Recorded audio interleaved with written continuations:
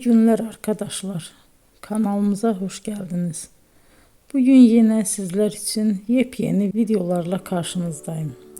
İki başarılı oyuncularımız Elçin Sangu ve Barış Ardus'tan güzel paylaşımlarını sizler için hazırladık. Elçin Sangu, Sevdim Alabora, Yalancı ve Mumları, Kiralık Aşk, İyi Günde Kötü Günde bu dizilerde rol almış ve herkes tarafından çok beğenilmiştir. Biz de Elçin Sangu ve Barış Ardus'tan en güzel sempatik fotolarını sizler için hazırladık. Bu karelerin devamını istiyorsanızsa emeğe saygı olarak kanalımıza abone olup yorum yazmayı unutmayın arkadaşlar. Teşekkür ederim.